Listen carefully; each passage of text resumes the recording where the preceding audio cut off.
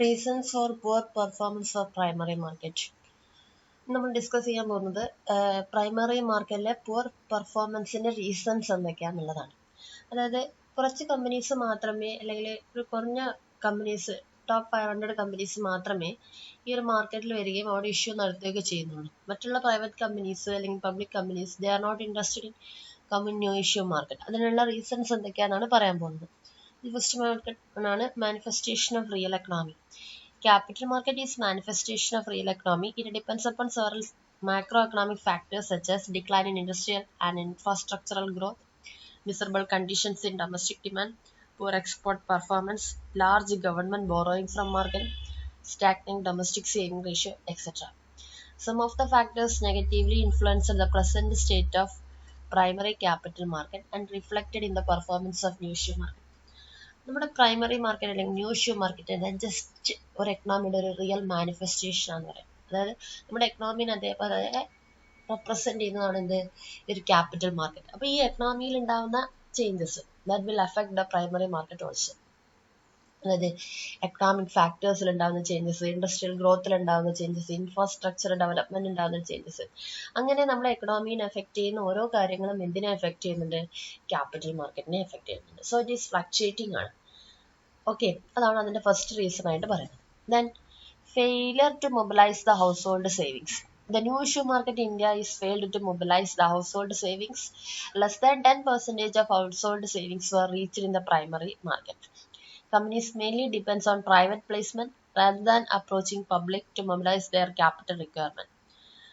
But now the position is changing. അതായത് നമ്മൾ കൂടുതലായിട്ടും പ്രൈവറ്റ് പ്ലേസ്മെന്റ്, ഇപ്പോഴത്തെ കാര്യമല്ല പറയുന്നത്, കുറച്ച് മുന്നേയൊക്കെ നമ്മൾ കൂടുതലായിട്ടും ഡിപ്പെൻസ് ഓൺ പ്രൈവറ്റ് പ്ലേസ്മെന്റ് ആണ്.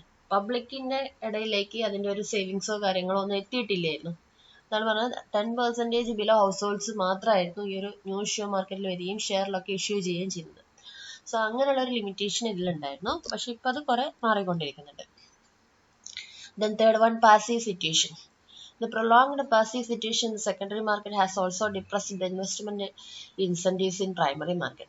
Revival of new issue market is significantly depends on revival of secondary market. Apart from this, the volume and pricing of capital issues and decisions of company to go for capital issues to some extent has been influenced by the secondary market condition. That means നമ്മുടെ capital market രണ്ടായിട്ട് divide ചെയ്യുന്നുണ്ട്, primary market, secondary market. ഈ secondary മാർക്കറ്റിന്റെ കാര്യം പറയുകയാണെങ്കിൽ it is A passive nature ആണ്. That means ഒരു activation എന്തിൽ വരുന്നില്ല, സെക്കൻഡറി മാർക്കറ്റിൽ വരുന്നില്ല. ഈ ഒരു സെക്കൻഡറി മാർക്കറ്റിന്റെ ഇൻഫ്ലുവൻസ് എന്തിലുണ്ട്? പ്രൈമറി മാർക്കറ്റിലാണ്. ഈ ഒരു സെക്കൻഡറി മാർക്കറ്റ് പാസീവായി നിൽക്കുന്നതുകൊണ്ട് തന്നെ അത് എന്തിന്റെ ഓപ്പറേഷൻസിനെ എഫക്ട് ചെയ്യുന്നുണ്ട്? പ്രൈമറി മാർക്കറ്റിന്റെ ഓപ്പറേഷൻസിനെ എഫക്ട് ചെയ്യുന്നുണ്ട്. Then next one, gap in primary market. There is a functional and institutional gap in the primary market. Now the merchant bankers are working as issue managers. It is in the infancy stage. Market bankers are appraising the technical and financial aspect reluctantly. It also retards the growth of primary market. Gap in the primary market അല്ലേ? അതായത് ഇവിടെ ഒരു institution അല്ലെങ്കിൽ ഒരു functionality gap ഉണ്ട് എന്നാണ് പറയുന്നത്. എങ്ങനെയാണ് വരുന്നത് എന്ന് വെച്ചാൽ നമുക്കറിയാം, merchant bankers that means issue managers അവരെന്ത് ചെയ്യുന്നു? ഈ കമ്പനീനെ അപ്രൈസ് ചെയ്യുന്ന സിറ്റുവേഷൻ, ഓക്കെ, അപ്രൈസ് ചെയ്യുന്ന ഒരു കേസ് വരും. ഈ അപ്രൈസ് ചെയ്യുന്ന കേസിൽ നമ്മുടെ എന്താണോ എക്കണോമിയുടെ സ്റ്റാറ്റസ് അതിനനുസരിച്ച്, അല്ലെങ്കിൽ എക്കണോമിയിലുള്ള സിറ്റുവേഷൻ എന്താണോ അതിനനുസരിച്ചാണ് ഒരു മർച്ചന്റ് ബാങ്കർ കമ്പനീനെ അപ്രൈസ് ചെയ്യുന്നത്. അപ്പൊ അങ്ങനെ അപ്രൈസ് ചെയ്യുന്ന കേസിൽ ചില കമ്പനീസിനൊക്കെ എന്താക്കാറുണ്ട്, അവരുടെ ലെവല് അല്ലെങ്കിൽ ആ ഒരു ക്രെഡിറ്റ് വർത്തിനെസ് അല്ലെങ്കിൽ അവരുടെ ഫിനാൻഷ്യൽ കപ്പാസിറ്റി ഒക്കെ ലോ ആവുന്ന ഒരു സിറ്റുവേഷൻ വരും. ഇപ്പോൾ ഇൻഫാൻസി സ്റ്റേജ് അല്ലെങ്കിൽ ഡിപ്രഷൻ സ്റ്റേജിലൊക്കെ ആവുന്ന കേസ്, അല്ലെങ്കിൽ ഒരു കമ്പനി വളർന്നു വരുന്ന കേസൊക്കെ ആണെങ്കിൽ അല്ലെ. ഇപ്പൊ ഒരു കമ്പനി ഇൻഫാൻസി സ്റ്റേജ് മീൻസ് എന്താണ്? ജസ്റ്റ് വരുന്നൊരു കേസാണ് അല്ലെ, ഫസ്റ്റ് ഒരു കമ്പനി മാർക്കറ്റിലേക്ക് കടക്കുന്ന സ്റ്റേജ്. അങ്ങനെയുള്ള ഒരു കേസിൽ ആ കമ്പനീനൊക്കെ എന്താക്കാൻ സാധ്യതയുണ്ട്? നല്ല രീതിയിലുള്ള ഒരു അപ്രൈസിങ്ങും കാര്യങ്ങളൊന്നും വരാതിരിക്കാനുള്ള റീസൺസ് ആണ്, അല്ലെങ്കിൽ അങ്ങനെയുള്ളൊരു പ്രൈസിൽ നടക്കുന്നില്ല. ഓക്കെ, അപ്പൊ അത് എന്തിനെ എഫക്ട് ചെയ്യുന്നുണ്ട്? ഈ ഒരു പ്രൈമറി മാർക്കറ്റിനെ എഫക്ട് ചെയ്യുന്നുണ്ട്. Then free pricing of issues. With the introduction of economic reforms, the government of India permitted free pricing of issues. The relaxation is allowed companies to freely access the capital market and price their issues at a premium. As a result, large number of issues entered in the market to raise resources through equity offering at a high premium. In this way, they collected exorbitant premium on new issues. The price of many of these issues declined on listing and is being quoted substantially below the issue price. So, according to a study undertaken by the SEBI, a few of the companies which came up in the public issue are not even traceable. The charging of high premium is large number of cases, and the non-existence of few of these companies adversely affect the investors in terms of liquidity and confidence. Okay, so the primary market look investors look the primary market in with a suspicion. അതായത് നമുക്കറിയാം സാധാരണ pricing ഷെയർസിന്റെ പ്രൈസിങ്ങും കാര്യങ്ങളൊക്കെ നടത്തുന്നത് ആരാണ്? Companies ആണ്. അപ്പോൾ അവിടെ free pricing ആണ്. കമ്പനിക്ക് കമ്പനിയുടേതായ രീതിയിലുള്ള പ്രൈസിങ് നടത്താം അല്ലേ? നമുക്കൊരു ഫേസ് വാല്യൂ ഉണ്ട്, അതിൽ കൂടുതലായിട്ട് വിൽക്കാം, ദാറ്റ് മീൻസ് പ്രീമിയത്തിൽ വിൽക്കാം, ഡിസ്കൗണ്ടിൽ വിൽക്കാം, അങ്ങനെയുള്ള കുറേ ഓപ്ഷൻസ് ഉണ്ട്.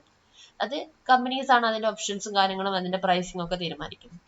ഈ കമ്പനീസ് എന്ത് ചെയ്യുന്ന വെച്ചാൽ അവർക്ക് കൂടുതൽ ഫണ്ട് റേസ് ചെയ്യാന്നുള്ള രീതിയിൽ അവർ പ്രീമിയത്തിന് അങ്ങോട്ട് ഇഷ്യൂ ചെയ്യും. ഓക്കെ, പ്രീമിയം എന്ന് പറയുന്നത് പബ്ലിക്കിന് കമ്പനിക്ക് ഒരു കൂടുതൽ ഫണ്ട് റേസ് ചെയ്യാനുള്ള ഒരു ഓപ്ഷനാണ്. 10 രൂപയുടെ ഷെയർ 12 രൂപയ്ക്ക് വിൽക്കാം. അപ്പൊ ഇങ്ങനെ എക്സോർബിറ്റന്റ് ആയിട്ടുള്ള അല്ലെങ്കിൽ ലാർജ് സം ഓഫ് പ്രീമിയം വരുന്ന വഴി പിന്നീട് ആ കമ്പനിക്ക് ആ ഒരു ഇഷ്യൂ നല്ല രീതിയിൽ മുന്നോട്ട് കൊണ്ടുപോകാൻ പറ്റാത്തൊരു സിറ്റുവേഷൻ വരും.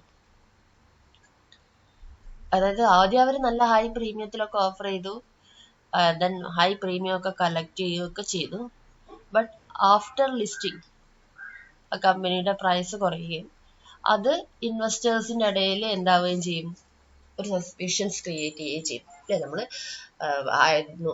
നല്ല പ്രൈസ് കൊടുത്തൊരു സാധനം കുറച്ചു കാലം കഴിഞ്ഞ് അതിന് പ്രൈസ് കുറയുമ്പോൾ എന്താണ്, ഇൻവെസ്റ്റേഴ്സിന് അതിനോടുള്ള എന്ത് പറയുക ചെയ്യുന്നത്, ഒരു വിശ്വാസം അല്ല, ഒരു കോൺഫിഡൻസ് ഇല്ലാതാവുകയും അവരുടെ ഷെയർ അവർ വിൽക്കാൻ നോക്കുകയും ചെയ്യും.